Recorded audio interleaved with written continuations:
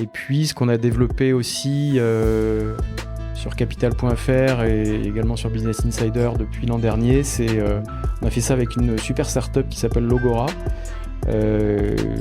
qui a créé un module de débat. Les gens peuvent s'exprimer, on met ces débats en bas de plein d'articles et les gens peuvent dire oui ou non, mais pas que ça, surtout ils sont là pour argumenter. Le système est gamifié, comme on dit, c'est-à-dire que plus l'argument est riche, plus il a même de sources, et bien plus il remontera dans l'affichage des débats. Les gens peuvent voter pour un argument qu'ils jugent pertinent. Il y a un classement des débatteurs qui se met en place. Bienvenue sur We Are All Media, le podcast de ceux qui font les médias d'aujourd'hui et de demain. Derrière la magie des écrans télé, ciné et web, des ondes radio ou du papier glacé des magazines, il y a des personnes passionnées et inspirantes.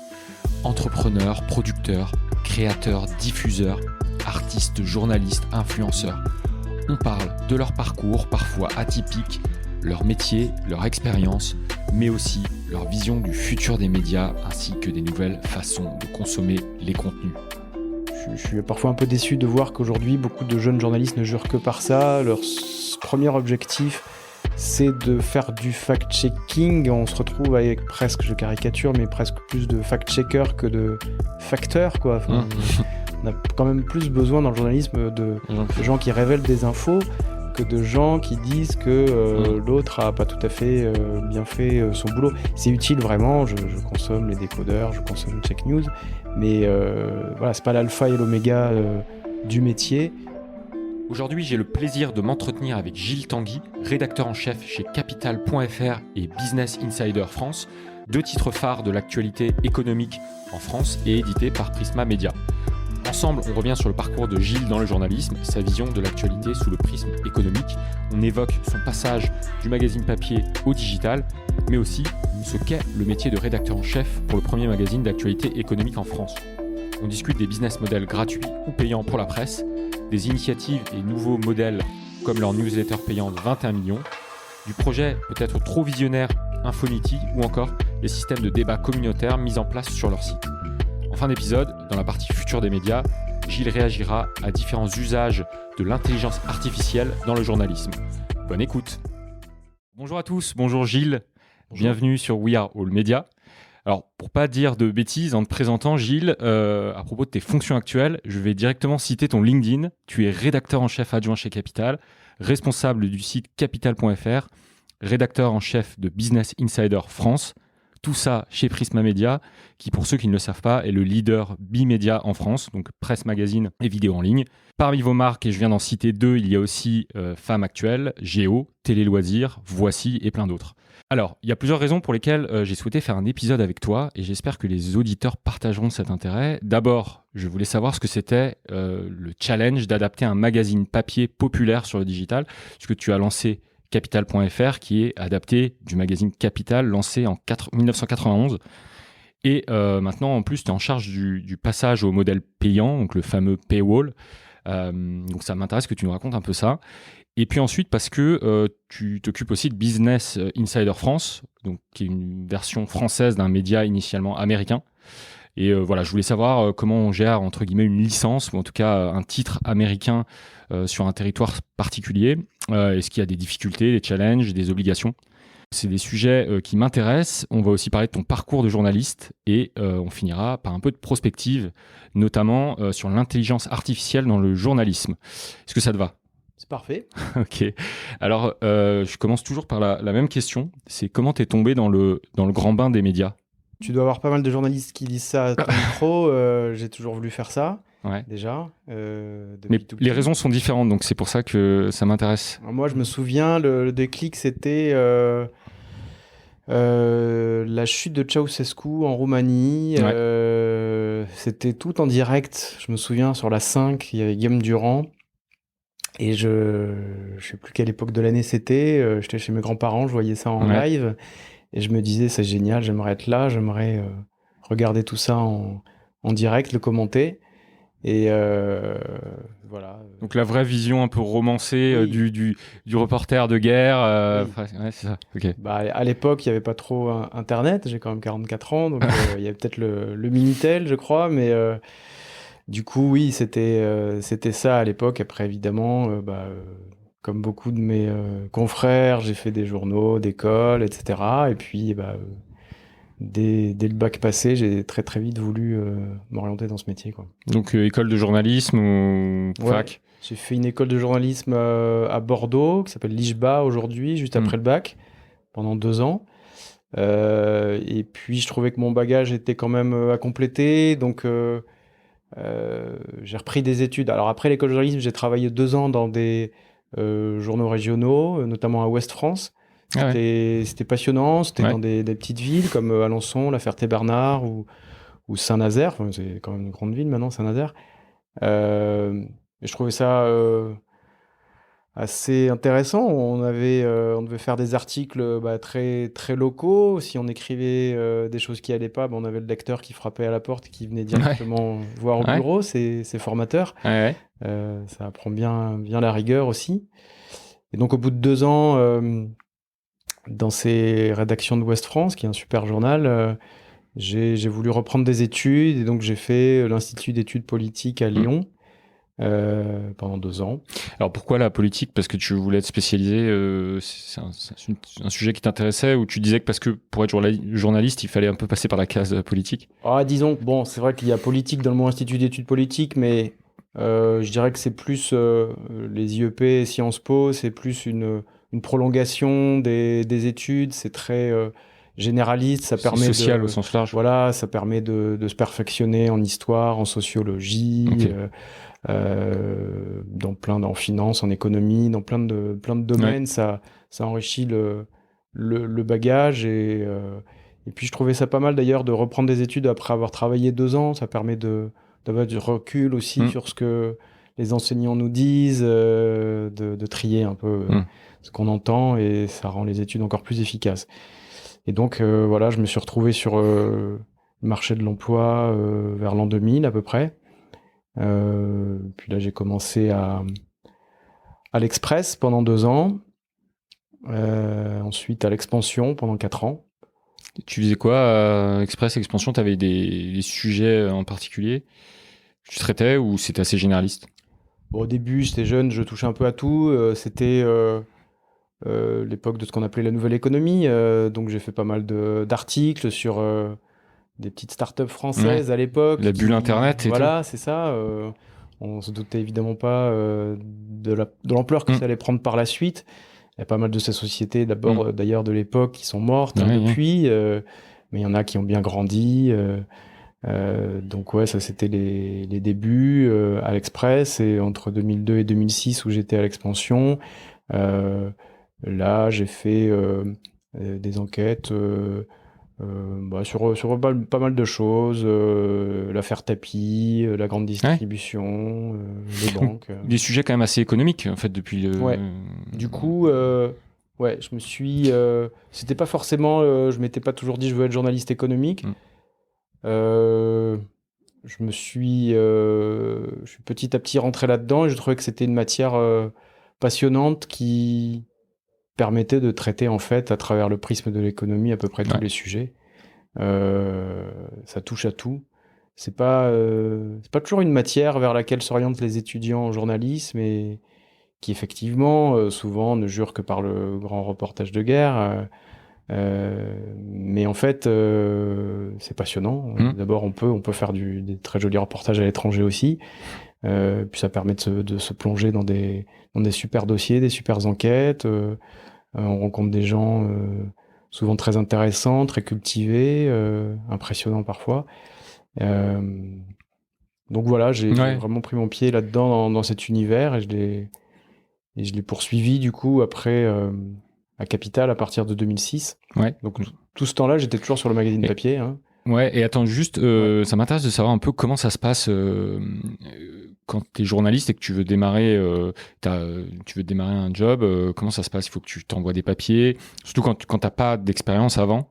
Après, tu as rédigé pas mal de choses, donc c'est facile de retrouver ton travail. Mais quand tu démarres comme ça, c'est quoi comment on recrute un journaliste entre guillemets junior aujourd'hui? Enfin, aujourd'hui et à l'époque même. Alors à l'époque, moi j'ai bénéficié à l'IEP de Lyon, j'avais participé à un concours organisé par l'Express, qui s'appelait l'Express Grandes Écoles, je crois, et qui on faisait donc chaque institut d'études politiques de région faisait une édition locale de l'Express et les gagnants gagnaient un stage là-bas et voilà, c'est comme ça que j'ai gagné un stage, un CDD même à l'Express. Et après, c'était la bonne époque, ça recrutait un peu, donc j'ai pu en profiter et j'y suis resté. Je sais pas si ce concours existe aujourd'hui. Je crois que c'est très dur, hein, effectivement, de percer dans ce métier aujourd'hui, mais faut faire des piges. moi je conseillerais l'alternance à pas mal de journalistes. Ok. Nous, à Capital.fr et à Business Insider, on prend régulièrement des alternants pendant 2 ans. Donc, ils se forment, voilà, c'est en entreprise, donc chez nous, et puis en parallèle à l'école. Et du coup, c'est une progression qui est très intéressante. On les voit évoluer et c'est souvent un vivier de recrutement ensuite à plus long terme pour nous, que ce soit sur Capital.fr ou Business Insider. J'ai ensuite recruté en contrat définitif des personnes qui avaient démarré comme alternants. Voilà, alors après, la pige existe aussi évidemment. Nous, on prend un peu moins on prend pas trop de pigistes. Ok. Donc ouais, je conseille pas mal l'alternance. D'accord. Et donc toi, t'étais, comme tu disais, donc papier, même à l'époque de l'Express, l'expansion. Ouais, jusqu'en 2006 sur le papier, ouais. Ouais. Et tu voyais déjà à ce moment-là, tu devais commencer à avoir des éditions, ça commençait à se développer numérique. Je disais, en fait, je suis resté jusqu'en 2016 sur le papier. Donc de 2002 à 2006 à l'expansion sur le papier. Et ensuite, je suis allé à Capital, papier. Je suis resté sur le papier à Capital de 2006 à 2016. C'est en 2016 que j'ai pris la tête du site capital.fr. Mais avant de 2016, j'étais déjà très imprégné du numérique. D'abord parce que pour le magazine papier Capital, je couvrais beaucoup l'actu des GAFA. J'ai pu aller... c'était passionnant, on parlait de reportage tout à l'heure. J'ai pu aller plein de fois en Californie, dans la Silicon Valley, interviewer les dirigeants de Google, Facebook, Twitter, YouTube. Je me souviens avoir vu souvent ces entreprises à leur début. Et du coup, c'était plus facile d'accéder aux grands dirigeants de l'époque. Bon, il y avait Apple aussi. Apple, ça de tout temps a toujours été très fermé, mais j'ai pu rencontrer quand même pas mal de gens off the record, dans des bars à côté du siège, qui ont pu me décrire la personnalité de Steve Jobs et son management, les projets dans les cartons. Ça, c'était assez passionnant de ramener des scoops là-dessus. C'était un peu dur, Steve Jobs, non? Ah bah oui, c'est un génie, mais un manager en même temps assez impressionnant, qui rentrait dans un luxe de détails incroyable. Et il allait, ses collègues me l'ont décrit comme voilà, quelqu'un qui s'intéressait au moindre pixel d'un logiciel, qui allait vérifier chaque mot. Ça rendait impossible à vivre, mais en même temps, il a créé tellement de belles choses.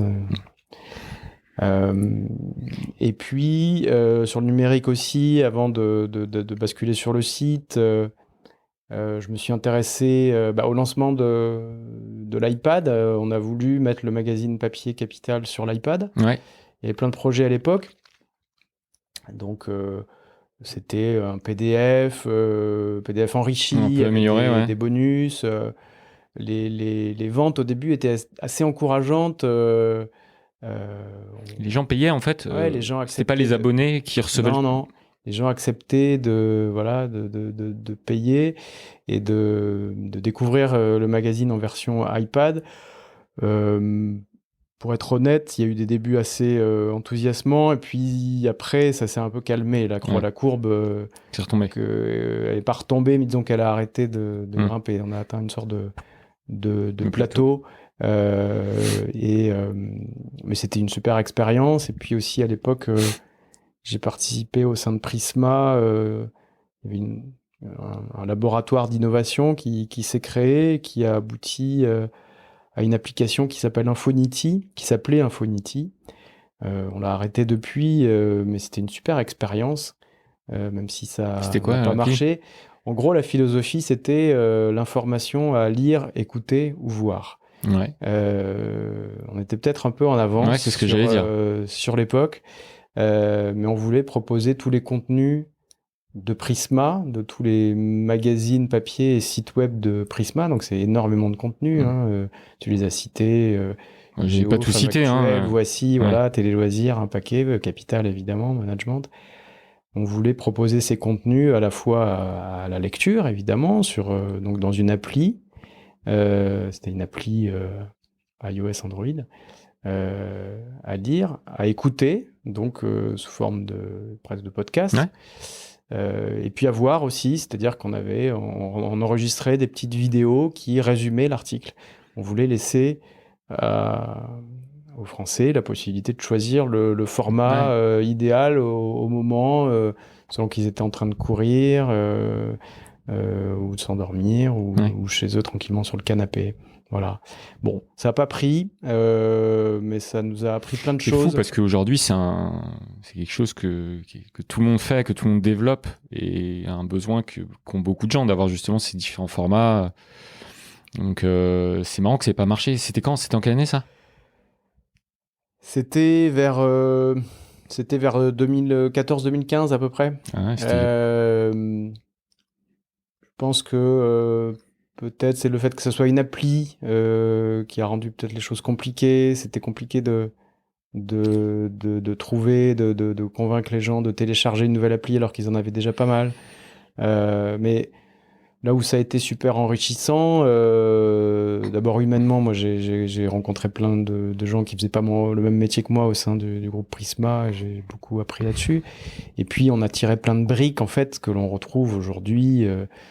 Surtout Prisma, c'est une appli par exemple, un projet Infonity qui m'a permis de rencontrer une société comme Weebits qui est devenu un des leaders mondiaux dans les vidéos que l'on voit souvent au début des articles, qui résument des articles.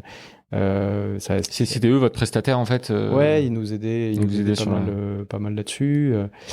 Donc on a découvert plein de briques technologiques dans tous les domaines, vidéo, son, écrit, que l'on réutilise aujourd'hui sur les différents sites et applications de Prisma. Ouais. Oui, de toute façon, souvent des projets abordés, c'est pas forcément des échecs, pas parce qu'ils s'arrêtent qu'il n'y a pas eu plein de choses qui sont faites avant, quoi. Ouais, tout à fait. D'accord, donc ça c'était les premiers pas entre guillemets dans le digital, et 2014-2015, et c'est juste avant que tu passes sur la partie. Voilà, en 2016. Alors le site existait déjà, bien sûr, le site de Capital. Pourquoi tu fais le switch du papier au digital ? En 2016, donc j'avais beaucoup suivi l'actu high-tech, tous les grands groupes, Google, Apple, Facebook, et j'avais perdu un peu en capacité d'étonnement, je trouvais, devant leurs innovations, devant leurs dirigeants, et je me suis dit que c'était le bon moment de postuler à des fonctions managériales. Et l'occasion s'est présentée en 2016, donc de pouvoir reprendre le site capital.fr, et la direction de Prisma, mon éditrice, ont choisi de mettre le paquet sur ce site en lui donnant des moyens pour investir, en recrutant du monde. Voilà, on est passé. En 2016, quand je suis arrivé, on était 6, et aujourd'hui, on est une vingtaine. Donc le site a pu beaucoup grossir, on a investi, et ça a payé en audience assez vite. Ouais. C'était quoi la stratégie pour quelle raison vous avez dit on accélère sur le digital ? C'était quoi la stratégie derrière par rapport au papier ? C'est dire on va produire du contenu très différent de ce qu'on fait sur le papier. on va aller, on va faire de nouveaux formats. Il y avait quoi derrière? On va aller chercher d'autres annonceurs, d'autres types d'annonceurs. Alors, le magazine Capital papier à l'époque était le leader de la presse magazine économique en France. Il l'est toujours d'ailleurs. Le site, lui, ne l'était pas. Le site devait être, on devait être cinquième à l'époque. Ok. Voilà. Aujourd'hui, on est devenu le premier site économique de France devant Les Échos, devant Boursorama, devant La Tribune ou Challenge. Il s'agissait de mettre le paquet pour replacer le site web au niveau de ce que pouvait être le magazine. Alors évidemment, les contenus sont forcément un peu différents. On n'a pas le même contenu dans un magazine mensuel qui doit avoir un peu de recul sur l'actu et dans un site web d'actu qui forcément, c'est du quotidien, c'est du show. On a voulu recruter sur capital.fr, développer des expertises. Au fil des années, on a recruté des journalistes pour parler de carrière de management, pour parler de placement, pour parler de retraite, pour parler de crypto-monnaie aussi. Petit à petit, on a aussi recruté des journalistes experts dans la révélation de scandales financiers, puis des journalistes experts dans la révélation de scoops autour du monde des télécoms et des médias. Voilà, des journalistes experts, pas pour faire justement du bâtonnage d'infos, que ce soit du bâtonnage de dépêches ou d'infos des autres. On voulait surtout centrer notre activité sur des articles à valeur ajoutée qui permettent d'apprendre des choses vraiment nouvelles aux lecteurs. Ouais. Alors là, tu manges un peu sur la partie suivante où on va parler un peu plus de Capital. Si je reviens un tout petit peu sur ton parcours, et en fait, je voulais en profiter pour faire un petit éclaircissement, même pour moi, sur entre guillemets, la trajectoire d'un journaliste, puisque toi, j'ai vu justement que tu as été reporter, chef d'enquête, chef de service. Donc, je sais pas s'il y a des gens qui nous écoutent et qui seraient intéressés par une carrière de journaliste. Est-ce qu'il y a une hiérarchie des étapes? Est-ce que c'est différent en fonction des médias, sur la presse papier ou je sais pas, en télé? C'est quoi un peu les différentes étapes? Alors les termes que tu viens d'employer, reporter, chef d'enquête, ça c'est des termes propres à notre groupe. On peut les trouver dans d'autres médias. On retrouvera souvent rédacteur ou reporter, chef de rubrique. On va retrouver tous ces termes-là, mais en gros, les cheminements, ils sont toujours un peu les mêmes dans la presse écrite ou la presse web. C'est-à-dire que oui, on démarre journaliste junior, puis un peu plus senior. Alors parfois, voilà, ça s'appelle reporter ou grand reporter. Et puis après, on fait le choix, et les deux choix, évidemment, sont tout à fait respectables. On fait le choix de prendre une voie managériale. Donc là, on devient chef de rubrique, rédacteur en chef adjoint, chef de service, etc. Où on reste, et c'est très bien comme ça aussi, grand reporter. J'ai eu plein de collègues qui ont été donc reporters jusqu'à 65 ans, jusqu'à la fin de leur carrière. Et ils étaient évidemment très très précieux.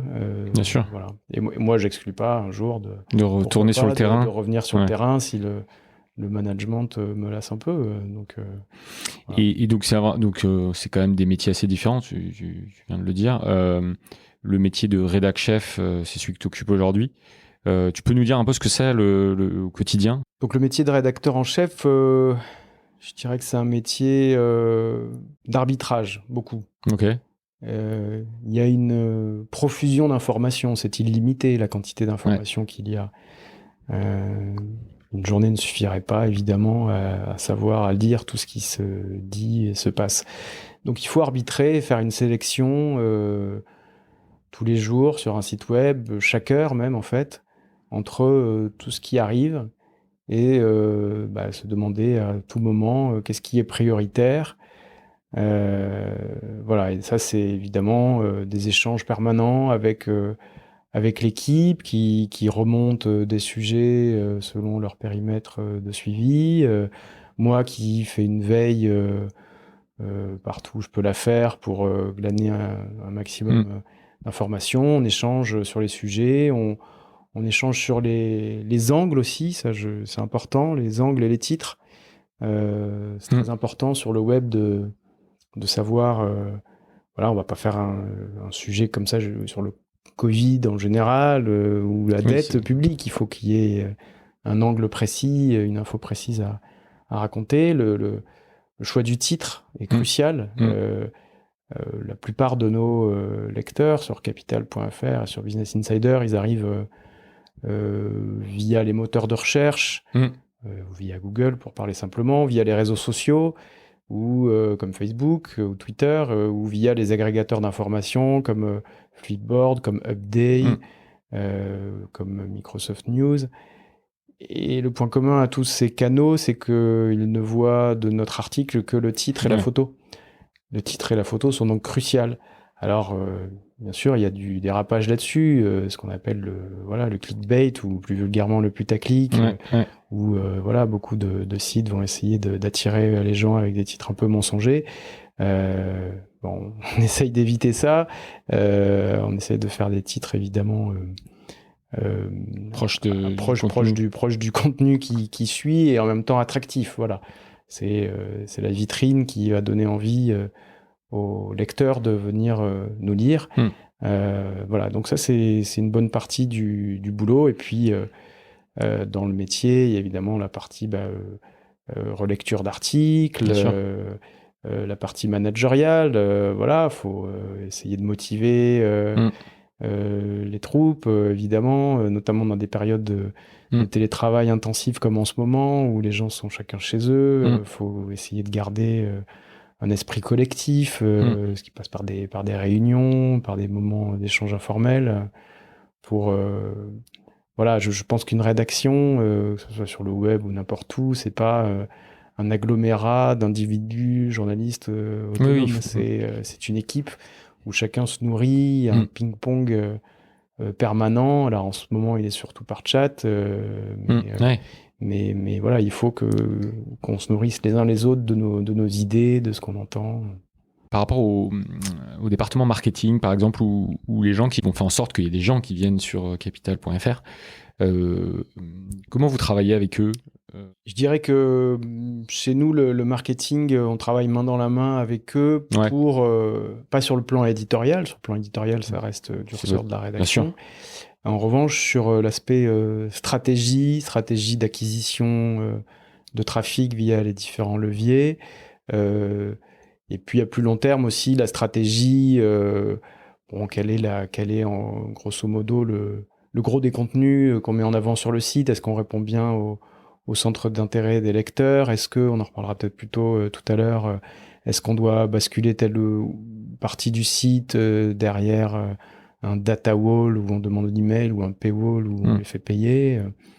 Voilà, il y a une stratégie globale qui se met en place avec eux et qui nous permet de progresser. Ouais, c'est en concertation, en bonne intelligence avec. Tout à fait, Ok. Alors du coup, si on revient un petit peu donc là sur ton quotidien, donc t'es rédac chef de Capital.fr. Par rapport à Business Insider, c'est quoi? C'est un rôle un peu similaire avec juste un titre qui est différent, ou est-ce que c'est deux entre guillemets deux métiers un peu différents? Alors donc j'ai pris la tête du site de Capital.fr en 2016 et celle de Business Insider France début 2019. Donc c'est deux sites assez complémentaires. Sur Capital.fr, il y aura plus de contenu serviciel, immobilier, retraite, placement, etc. Sur Business Insider, on va avoir plus de contenu high-tech, par exemple. Voilà, il y a quelques sujets en commun, mais j'ai pas l'impression de diviser. Enfin, si, il faut diviser un peu son cerveau, mais ça va, je le vis pas trop mal. J'essaye de répartir mon temps. Je suis quand même plus présent sur Capital.fr. Business Insider, j'ai une adjointe qui m'épaule pour animer la rédaction. Mais évidemment, je suis très présent pour affiner la stratégie du site, la stratégie de conquête d'audience, puisque le but, quand j'ai repris Business Insider, était de faire monter l'audience. Voilà, on n'était pas assez haut dans les classements, et là maintenant on est revenu à un niveau plus raisonnable. Il y a des ponts entre les deux, entre Capital et Business Insider? Bon, je suis évidemment au courant par définition de tout ce qui se fait sur les deux sites, donc il y a un pont évident avec moi, mais on va pas mettre les contenus d'un site sur l'autre et inversement, tout simplement parce que ça n'a pas de sens sur le web. Chaque article, chaque site doit être original, sinon il y a ce qu'on appelle le duplicate content dans Google, où on ne peut pas avoir non, mais peut-être mettre des redirections ou tu vois. Après, oui, il y a des passerelles, parfois des redirections, mais c'est bien aussi de maintenir une forme d'autonomie au sein de chaque site pour que les deux équipes aient pas l'impression de faire partie d'un tout, d'un magma qui abolirait leur originalité. Donc c'est bien que chaque site garde sa spécificité, ses angles, son traitement. Et j'en parlais un peu dans l'intro, mais sur Business Insider, justement, qui est un journal américain, je crois, initialement, comment ça se passe? Alors, t'étais pas au lancement, je crois pas que tu étais au lancement sur la France, mais est-ce que aujourd'hui vous êtes en lien avec les équipes aux États-Unis? Est-ce qu'ils vous poussent du contenu que vous traduisez, ou est-ce que vous êtes complètement indépendant? C'est quoi votre relation avec eux?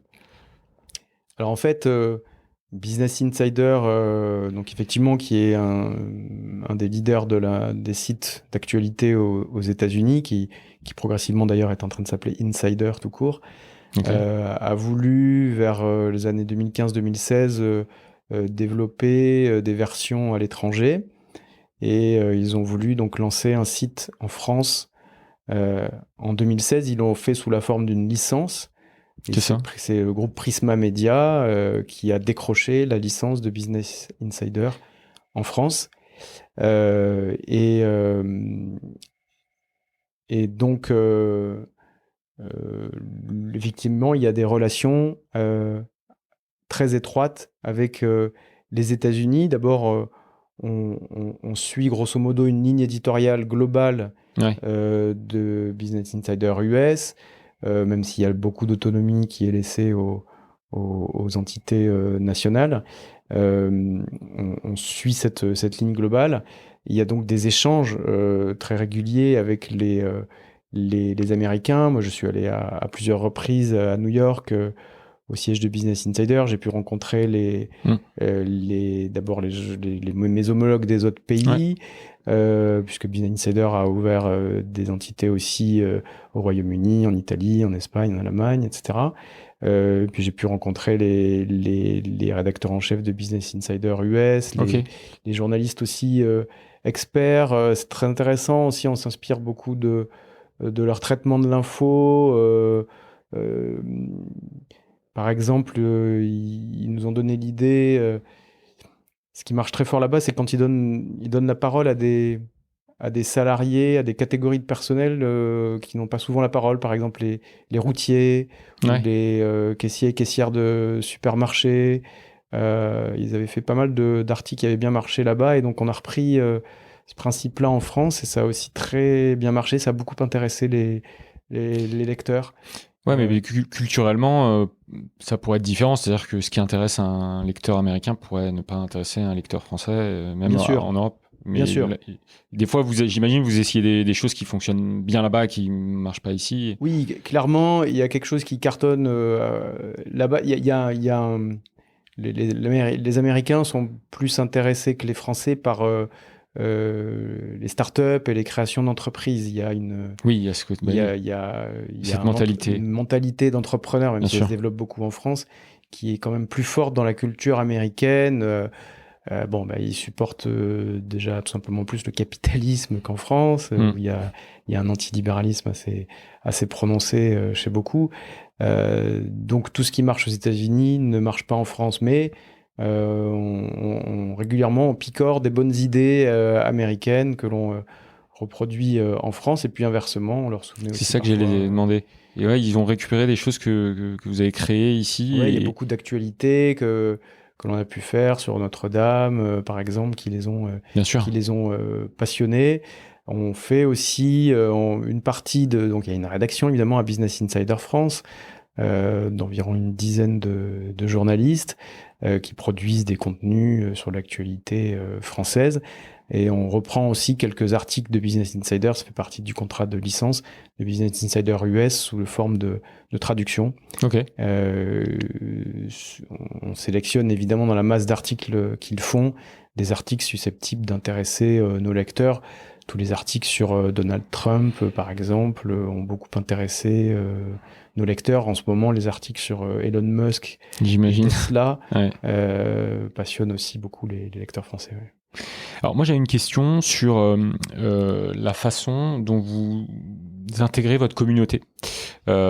Puisqu'en fait, que ce soit sur... D'ailleurs, plutôt sur la Capitale, je pense, que sur Business Insider, quoique. On parle beaucoup là de journalisme qui entre guillemets qui co-construit sa ligne éditoriale ou en tout cas ses contenus avec ses lecteurs ou ses auditeurs dans le cas de la radio. On parle un peu de journalisme enrichi, etc. Dans quelle mesure vous impliquez vos lecteurs? Je regardais sur Capital, vous faites des débats par exemple, enfin des débats, des sondages. Est-ce que c'est quelque chose que vous avez toujours fait? Est-ce que c'est quelque chose sur lequel vous allez? Alors évidemment, la stratégie sociale et de relation avec les lecteurs, elle est au cœur de ce qu'on fait. Bon, il y a évidemment, on est présent sur tous les réseaux sociaux, notamment Facebook, ce qu'on a fait déjà assez tôt à Capital. Je pense qu'on était parmi les pionniers, c'est qu'on a développé des groupes Facebook, non pas des pages Facebook, mais des groupes Facebook. Ouais. On a développé un groupe sur le Bitcoin, qui a plus de 10 000 membres maintenant. On a développé un groupe qui s'appelle le Club des Proprios, donc pour les propriétaires immobiliers, le Club des Boursicoteurs, et puis Open Space, qui est un groupe Facebook sur la vie de bureau. Et c'est passionnant parce que au début, on a dû pas mal alimenter ces groupes, et puis ça vit pratiquement tout seul maintenant. C'est-à-dire qu'il y a les membres dans le groupe de l'immobilier, par exemple, les gens posent des questions sur leurs problèmes personnels, et des experts, des notaires, des avocats leur répondent. Et vous modérez un peu ou pas? Oui, on a... ces groupes sont modérés par les journalistes de Capital, le groupe immobilier par les journalistes immobiliers, le groupe Bitcoin par le journaliste crypto-monnaie. Et donc ils interviennent, ils y viralisent nos sujets, ils y repèrent aussi des bonnes idées de sujets. C'est ça que j'avais demandé, ouais. Voilà, c'est souvent des bonnes sources d'informations, ça permet d'être au courant mieux des centres d'intérêt du grand public, donc ça permet d'avoir une remontée d'informations des lecteurs. Et puis ce qu'on a développé aussi sur Capital.fr et également sur Business Insider depuis l'an dernier, on a fait ça avec une super startup qui s'appelle Logora, qui a créé un module de débat. En fait, on voulait pas. On avait supprimé les espaces de commentaires. Il y en a beaucoup sur beaucoup de sites en France. Je trouvais que c'était souvent un peu le café du commerce, et puis c'était toujours un petit nombre de gens finalement qui disaient des choses pas toujours très intéressantes sur les sujets. Là, on a voulu plutôt utiliser ce système de débat, donc les gens peuvent s'exprimer, on met ces débats en bas de plein d'articles, on choisit la question du débat en lien avec l'article, et les gens peuvent dire oui ou non, mais pas que ça. Surtout, ils sont là pour argumenter. Et le système est gamifié, comme on dit, c'est-à-dire que plus l'argument est riche, plus il a même de sources, et bien plus il remontera dans l'affichage des débats. Les gens peuvent voter voter pour un argument qu'ils jugent pertinent. Il y a un classement des débatteurs qui se met en place, et grâce à ça, on a créé sur Capital.fr et sur Business Insider des communautés de débatteurs qui reviennent régulièrement et qui nous nourrissent aussi très souvent en idées de sujets au fil de leurs arguments. Oui. Ah, c'est super intéressant parce que moi j'avais entendu, alors je sais plus quel média c'était, mais ils avaient effectivement complètement arrêté aussi les commentaires en bas des articles parce que ça demandait beaucoup de temps en modération déjà, il y avait beaucoup d'efforts pour effectivement assez peu de valeur ajoutée finalement. On arrive à la question souvent qui fâche un peu, c'est la question des business, enfin ça fâche pas, mais la question des business models. Donc est-ce que tu peux nous dire un peu comment financer Capital et Business Insider? Business Insider et Capital.fr, comme quasiment tous les sites de Prisma Media, sont aujourd'hui gratuits. Ils sont financés donc essentiellement par la publicité. Mmh. Je sais que plusieurs sites d'actualité ont depuis longtemps pris le pas des abonnements payants à Prisma. Pour l'instant, c'est quelque chose sur lequel on n'est pas allé. Moi, je crois beaucoup au mix, en fait. Je pense que d'abord, faut pas oublier, il y a encore une étude récente qui l'a montré que seuls 15% des Français se disent prêts à payer pour l'info de qualité en ligne. Ok. Ça interpelle parce que ça veut dire que fait-on des 85 autres pourcents ? Est-ce qu'on doit se résoudre demain à ce qu'il n'y ait que 15% des Français qui puissent avoir sur le web de l'information de qualité ? Je trouverais ça dommage. Je trouve que c'est dans notre métier de journaliste, on doit aussi avoir pour objectif de raconter des choses, de révéler des informations et d'aider parce que l'on écrit le grand public. Alors, évidemment, la publicité, parfois, peut pas suffire à tout financer. C'est aussi pour ça que beaucoup de sites sont devenus en partie payants. Et surtout, je me fais une petite parenthèse, je me fais un peu l'avocat du diable, mais c'est un peu paradoxal parce que les lecteurs de presse ont de moins en moins confiance aux médias français, notamment parce qu'ils pensent qu'il y a des positions d'intérêt que certains annonceurs ont, qui feraient que ça influencerait sur la ligne éditoriale. À la fois, ils veulent pas payer, et à la fois, quand ils ont une espèce de méfiance généralisée sur le fait que s'il y a trop d'annonceurs, ils vont peser sur l'information en elle-même.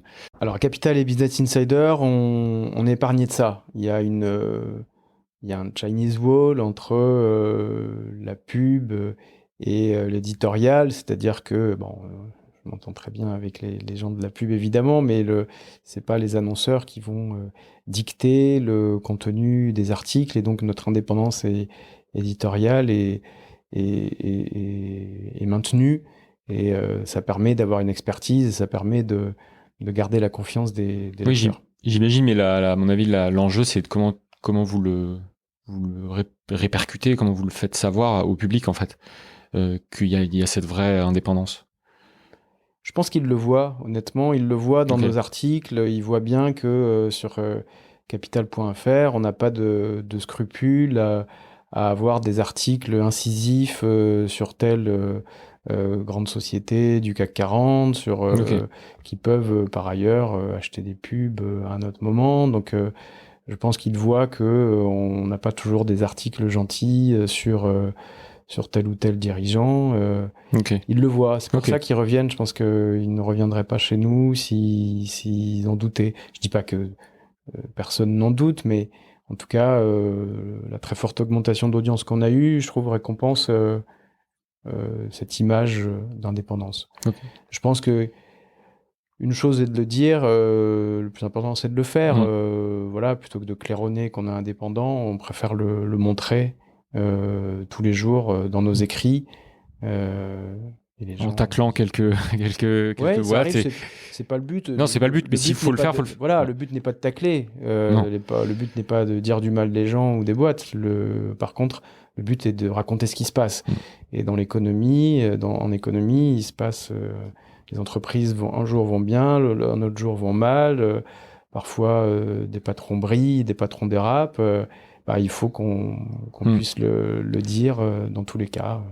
Alors, je t'ai coupé, pardon, tu disais qu'effectivement, donc sur ce modèle d'annonceur gratuit financé par la publicité, il y avait une limite, c'était que ça couvrait pas tout le temps tous les coûts.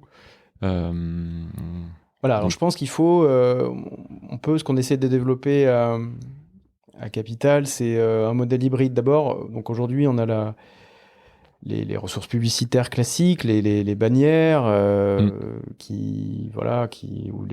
les pubs vidéo également sur le site. On a aussi développé depuis très longtemps, ça avait commencé sur capital.fr, c'était mon prédécesseur qui a eu la brillante idée de mettre ça en place. On a développé l'affiliation, c'est-à-dire que quand on fait un article où on va parler de banque ou d'immobilier, on va mettre un lien vers un comparateur, pas vers le site d'une entreprise, mais vers un comparateur qui est chez nous, qui va permettre d'apporter un service à nos lecteurs pour comparer le meilleur crédit IMO, meilleur crédit auto, bien sûr, trouver une bonne annonce immobilière, etc. Ça nous permet de tirer quelques revenus par affiliation qui n'endommagent en rien notre liberté éditoriale et l'indépendance éditoriale de notre article. Et ça, c'est quelque chose qui permet de compléter des revenus publicitaires classiques. On n'est pas les seuls à le faire depuis d'autres sites. Voilà, mais faut bien le faire. Bien le faire. Voilà, faut bien avoir en tête que l'article reste totalement autonome et indépendant. Ouais. Non, parce que certains médias mettent des liens directs ils parlent d'un produit, ils mettent un lien direct vers ce produit et prennent une commission s'il y a des ventes. Vous, là, c'est intéressant parce que entre guillemets, vous passez par un service intermédiaire qui est celui d'un comparateur de prix. Donc, vous laissez l'utilisateur, entre guillemets, comparer et faire son choix. Et ensuite, s'il achète, vous êtes rémunéré. Mais vous ne forcez pas, vous envoyez pas directement vers un annonceur, vous prenez pas parti. C'est exactement ça. On ne va pas dire que tel article, tel produit est mieux et en échange d'argent. Là-dessus, donc dans ce type d'article avec affiliation, notre but c'est aussi de rendre service au lecteur. Donc on le fait via notre article et après le comparateur en lui-même, on le teste, on le vérifie et on veut fournir le meilleur service de comparaison au lecteur. Donc ça, c'est une autre source de revenus. Et puis, évidemment, on se développe sur le payant. Donc on a entamé depuis un petit moment déjà de grosses réflexions sur capital.fr pour voir qu'est-ce qu'on peut rendre payant. On a une première grande satisfaction, c'est on a lancé en septembre dernier la newsletter Crypto-monnaie 21 millions, elle s'appelle. C'est parti d'un journaliste de l'équipe qui s'appelle Grégory Raymond, qui est passionné de crypto-monnaie et qui avait déjà une petite communauté sur Twitter, notamment de gens qui le suivaient sur cette thématique-là.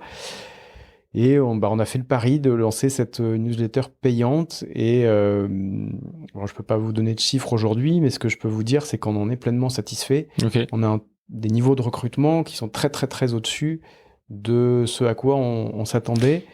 Et du coup, ça nous donne plein d'espoir sur d'autres thématiques. Et ça me confirme aussi dans ce que je pensais, c'est-à-dire que je pense pas que voilà, on pourra avoir un abonnement général sur tout le site de Capital. Je crois plus au développement de contenu payant pour des niches, pour des cibles précises, pointues, qui ont envie d'avoir des informations, des renseignements sur un type d'actualité particulier.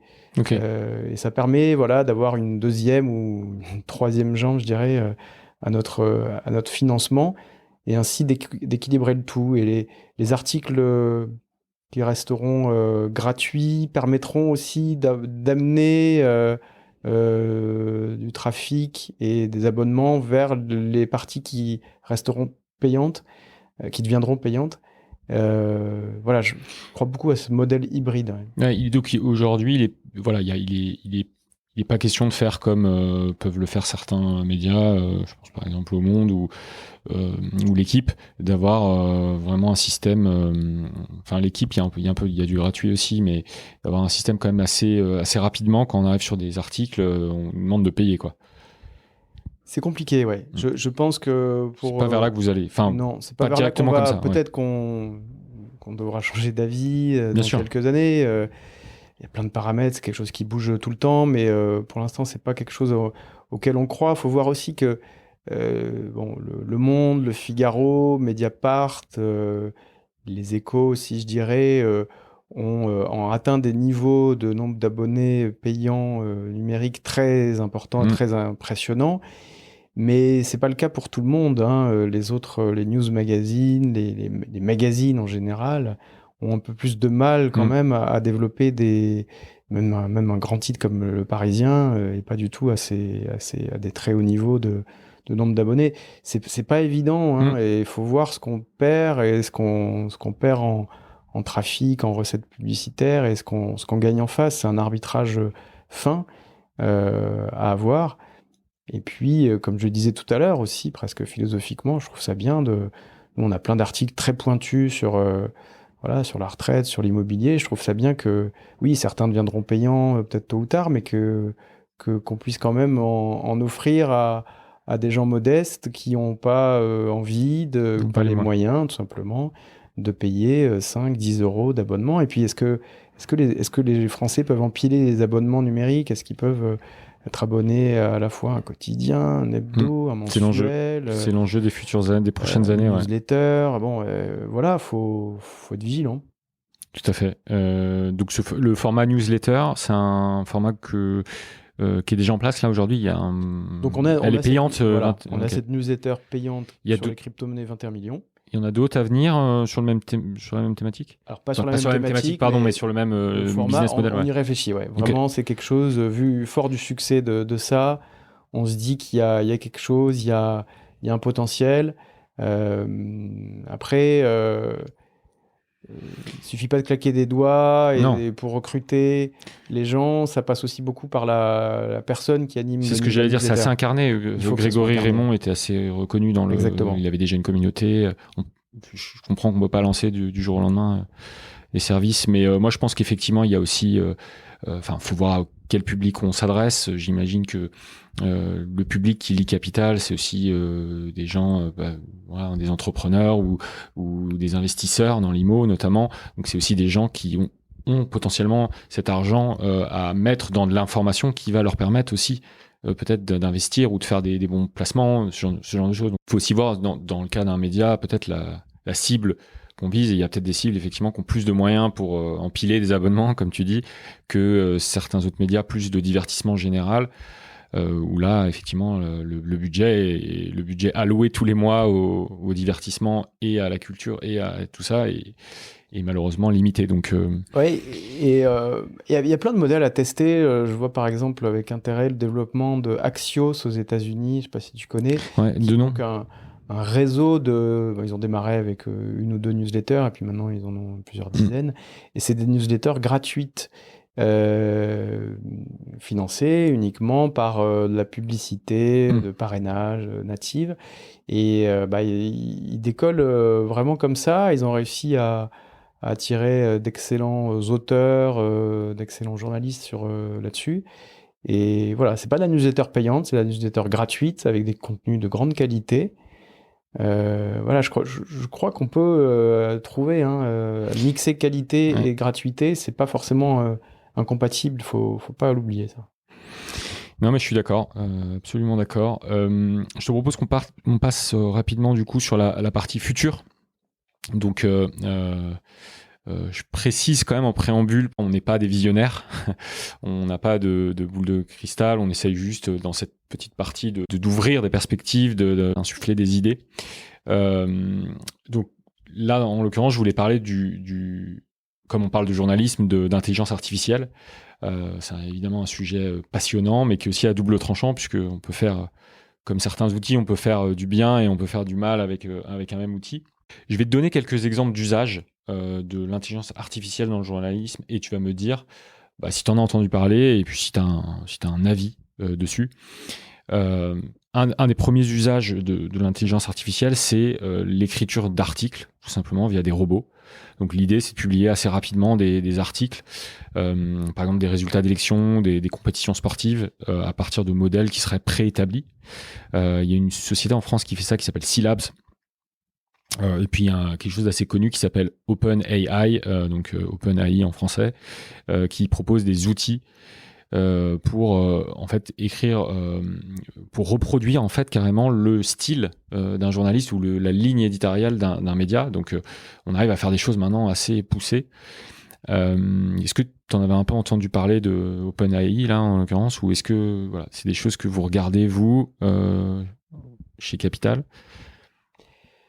Alors oui, l'intelligence artificielle, on s'y intéresse beaucoup à Prisma et à Capital depuis un moment. On a quelqu'un dans le groupe qui s'appelle Julien Thomas qui a fait un mémoire là récemment d'études, de formation là-dessus, qui a abreuvé du coup de son expertise tout le groupe. Alors, effectivement, il y a ces articles automatisés. Alors parfois, ça fait peur. Les gens disent ben ça va piquer le boulot des journalistes. Moi, j'y crois pas du tout. Ouais. En fait, je pense que si le boulot d'un journaliste peut être remplacé par un robot, c'est que ce boulot devait pas franchement être très intéressant. Je pense que on le voit dans toute l'évolution des technologies. Plein de technologies nouvelles apparaissent. Elles peuvent ponctuellement supprimer quelques postes au début, mais globalement, elles permettent d'en créer tellement de nouveaux, plus intéressants. Donc oui, je trouve que donner les résultats d'élections ville par ville avec des articles... on n'imagine pas effectivement que sur les 36 000 communes de France, on trouve 36 000 journalistes pour faire les soirs d'élection à 20h un article sur les résultats de la commune. Donc là, je trouve que c'est des faits, il n'y a pas vraiment d'analyse en genre de cas. Donc voilà, et donc pour ça, j'ai vu aussi des articles de compte rendu de rencontres sportives. Bon, voilà, c'est propre. C'est des rencontres sportives plutôt de petit niveau sur lesquelles voilà, ça intéresse quelques personnes qui vont les lire. Donc pas la peine de mobiliser le savoir-faire de journalistes humains pour cela. De même, nous, on réfléchit sur nos thématiques, aux articles boursiers, aux articles immobiliers, ce qu'on peut faire, ce qu'on peut automatiser là-dessus, toujours avec le principe que qu'est-ce qu'on n'a de toute façon pas le temps de faire, mais qui pourrait quand même répondre à un besoin, intéresser les gens. Et là, il y a effectivement les startups que tu as citées qui sont pas mal en pointe là-dessus, avec lesquelles on réfléchit. Il y a plein de trucs. T'as la météo. Je crois que 20 minutes a développé des articles météo automatisés faits par un robot. Voilà. Après, pour aller plus loin, je demande à voir. Voilà. Ouais. Je demande à voir. Je pense que... alors j'espère pas de vieux jeu là-dessus, mais je trouve que rien ne remplace un coup de fil, un interview pour glaner des informations. Et je pense que c'est pas demain la veille que on pourra obtenir des scoops avec une intelligence artificielle. Alors, il y a quand même, il faut penser aussi à toute la nouvelle intelligence artificielle qui se développe autour de l'extraction d'informations. Là, et notamment Google est assez en pointe. J'allais justement te citer, tu penses à Pinpoint, par exemple. Ouais. Et là, effectivement, j'ai testé leur outil, c'est pas mal. Tu peux expliquer rapidement ce que c'est Pinpoint? Alors, d'autres journalistes s'en servent plus que moi au quotidien, mais ça permet grosso modo d'aller fouiller au sein d'énormes bases de documents, d'aller extraire facilement tel ou tel mot, telle ou telle information que l'on cherche. Ça permet de... Par exemple, les personnes principales qui sont citées ou des lieux qui sont des choses qui reviennent souvent, etc. Ils vont réussir à extraire. Je sais pas ce qu'ils extraient, hein, mais voilà. J'ai compris, c'est un peu ça, ouais. Oui, c'est ça. Donc, je l'ai testé, voilà, sur des documents épais. C'est vrai que c'est assez intéressant. Après, évidemment, ça fait pas tout. Enfin, il faut une intelligence humaine pour retraiter derrière, pour retraiter. Pour avoir l'idée du bon angle journalistique. Voilà, je me méfie parfois de tous les concepts de data journalisme qui reposeraient juste sur sur des formats, des courbes ou des analyses graphiques. La mise en forme, c'est important, mais ce qui compte, c'est l'info elle-même, le contenu, ce qu'on veut dire, le scoop qu'on a révélé. Ça passe souvent par l'humain quand même. Tu connais Flint? C'est une boîte française en fait qui fait en fait, ils disent qu'ils font de l'élevage de robots. Donc en gros, tu peux avoir ton propre robot que tu éduques en fait tous les jours en disant il va te proposer des choses donc si tu es un journaliste, ça va être plus de la veille. Mais si tu es un utilisateur qui lit de la presse, ça marche aussi. Et il va te proposer des choses, donc tu vas dire ça m'intéresse, ça m'intéresse pas. Donc tous les jours un peu, c'est le machine learning, hein, tu lui expliques, etc. La promesse derrière, c'est effectivement qu'il va de plus en plus comprendre ce que t'aimes, ce que t'aimes pas, etc. Mais pas que, c'est-à-dire qu'a priori, il te propose aussi des choses qui vont te sortir un peu de temps en temps, il va te sortir de ton schéma habituel pour voir comment tu réagis, etc. Et pas seulement, parce que c'est un peu les risques de tout ça aussi, c'est que tu te retrouves toujours à regarder les mêmes choses finalement. Je trouve ça intéressant comme à suivre, mais ouais, je vais tester cet outil du coup. Flint, ouais, je mettrai un lien dans la référence puis je t'enverrai. C'est français en plus. Il y a d'autres applications. Il y a des startups qui créent des avatars, donc en fait comme des vrais. Alors ça j'ai vu ça, on l'a testé. Vous l'avez testé, j'ai été en échange effectivement avec une société américaine, c'est assez bluffant. Ils ont créé des speakers ou des speakerines en l'occurrence. Là, on choisit tout, le sexe de la personne, son apparence, sa couleur de peau. Et on a une personne effectivement qui présente une émission, une vidéo. Vous donnez un texte. Qui transforme un texte en... Voilà, c'est assez bluffant. J'avoue que les premières secondes où j'ai vu la vidéo, je me suis dit, mais c'est réellement un être humain. Après, on comprend vite, mais oui, ça va venir vite. Après, ce genre de truc, on en entendait déjà parler il y a 10 ans, ça s'est pas encore généralisé. Je pense qu'il y a encore quand même une méfiance. Bon, voilà. Et puis je vois aussi les intelligences artificielles des enceintes connectées, que ça soit, je sais pas, comme beaucoup, moi j'ai Google Home ou j'ai Amazon Alexa. C'est encore un peu bébête, hein. J'attends encore de la voir, l'intelligence artificielle, dans le dialogue, dans la recherche d'infos fines. Voilà. Je sais que ça viendra, mais... on est au balbutiement encore. Ouais. Et puis il y a un dernier point, un autre usage, c'est tout ce qui est fact-checking, donc c'est la vérification d'informations pour évidemment éviter les fake news, principalement dans le journalisme. Donc là, il y a Microsoft qui propose par exemple Authenticator, je sais pas si tu connaissais, qui vérifie des images en fait si elles sont pas trafiquées, etc. Donc comme on disait, voilà, l'intelligence artificielle peut aussi aider les journalistes à vérifier des faits. Ouais, ce fact-checking-là, je le trouve utile, ouais. La vérification technique des informations, effectivement, il y a des outils de ces types-là, vérifier où tel fait ou telle phrase a été prononcée en premier, des choses assez mathématiques. Comme ça peut être utile pour traquer des vrais fake news. Voilà, je suis un peu plus dubitatif après sur le fact-checking où des journalistes vont passer leur temps à traquer ce que font leurs confrères. Je pense qu'il en faut des fact-checkers, mais je suis parfois un peu déçu de voir qu'aujourd'hui, beaucoup de jeunes journalistes ne jurent que par ça. Leur premier objectif, c'est de faire du fact-checking. On se retrouve avec presque, je caricature, mais presque plus de fact-checkers que de facteurs, quoi. Enfin, on a quand même plus besoin dans le journalisme de gens qui révèlent des infos que de gens qui disent que l'autre a pas tout à fait bien fait son boulot. C'est utile vraiment, je consomme les décodeurs, je consomme Check News, mais voilà, c'est pas l'alpha et l'oméga du métier. Le métier, la base du métier pour moi, c'est de chercher, de révéler des faits, d'aider les lecteurs, d'analyser, voilà, c'est ça. Donc voilà, faut pas plus de contrôleurs que de créateurs en fait. Ok, on a fait un petit tour, hein, évidemment, ça nécessiterait des épisodes entiers pour parler plus en détail. Et puis comme tu dis, on est au balbutiement, mais Si ça sert le bien et que ça permet de faire gagner du temps à des journalistes pour qu'ils se concentrent effectivement sur leur métier d'analyse, d'éclairage, de l'opinion, c'est sûr que ça va dans le bon sens. Moi, j'ai un peu plus peur du côté fake news, où on fait dire à n'importe qui, n'importe quoi. Obama, on lui fait dire ce qu'on veut en vidéo. Ça fait un peu peur. Ouais, là, clairement, effectivement, j'ai vu des morphings c'est incroyablement réalisés qui ont circulé sur les réseaux sociaux, où là, il faut, on attend des GAFA, là, pour le coup, qui nous développent des outils qui permettent de traquer tout ça et d'empêcher tout ça. C'est leur rôle, pour le coup, à Facebook, à Twitter, d'empêcher la diffusion de ces produits-là, de ces contenus-là. Ils ont les technologies pour traquer ça, à eux de le faire. Ouais.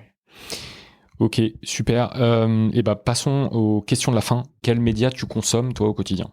Le matin, je démarre par la consultation de beaucoup de sites web. Je le fais à travers des flux RSS. En fait, c'est pas tout nouveau, les flux RSS, mais j'ai toujours trouvé ça plus simple pour consommer et balayer plein de sites web en même temps. Twitter, évidemment. Et puis la radio, j'alterne entre les matinales de beaucoup d'actu. RTL, Europe 1, oui, essentiellement. De l'actu, ça c'est plutôt le rythme le matin, ouais. Ok, est-ce que tu as des livres à recommander, un livre ou des livres à recommander ?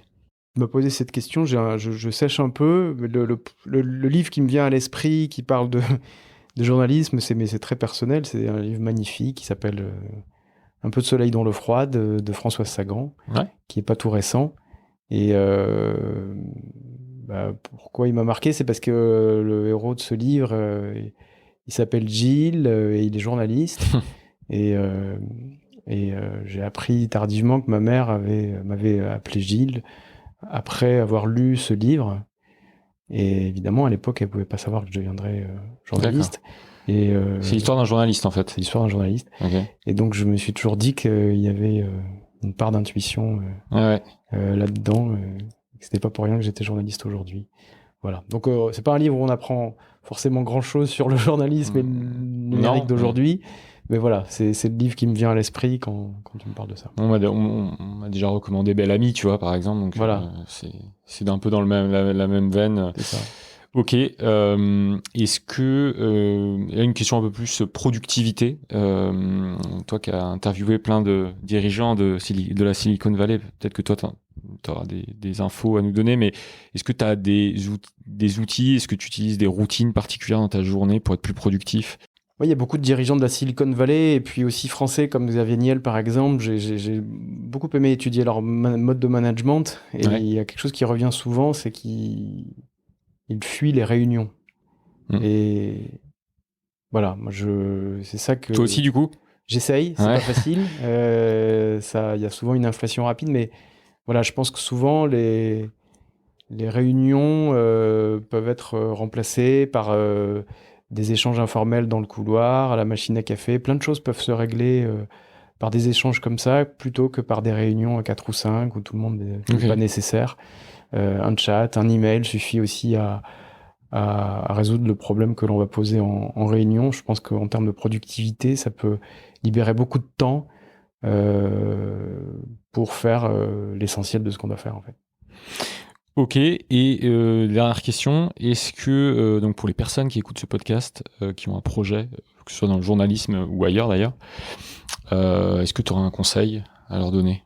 Je dirais qu'il faut se méfier des modes. Il y a beaucoup, je parle des lancements de projets dans les médias, on a vu... nous, par exemple, quand on a lancé Infonity, on était sûr que ça marcherait, ça cochait toutes les cases de l'époque, mais ça n'a pas marché pour autant. Et puis, inversement, je te citais tout à l'heure l'exemple d'Axios qui s'est développé dans la newsletter gratuite, newsletter qui est un vieux format, le gratuit où tout le monde dit que c'est fini, et ben il cartonne. Ça veut dire que faut se méfier des préjugés que l'on entend souvent sur les médias. Et puis, faut tester en permanence, essayer de lancer des choses sans trop de moyens, voir tout de suite si ça marche ou pas, ajuster, recommencer, quitte à tout changer. Et voilà, je pense que c'est une des clés du succès, avec toute l'humilité qu'il faut avoir, évidemment. Super, merci beaucoup pour tout ces partages et ces informations. Et puis je te dis à très bientôt, Gilles. À bientôt. Merci d'avoir écouté. Si ça vous a plu, n'oubliez pas de vous abonner sur vos sites de podcast préférés et surtout de mettre une note, 5 étoiles de préférence, dans la section notes et avis d'Apple Podcast. C'est ce qui m'aide vraiment à faire découvrir We Are All Media. Bien sûr, vous pouvez contribuer aussi en envoyant ce podcast à vos proches. C'est grâce à vous et au bouche à oreille que nous pourrons développer ce format. À la semaine prochaine.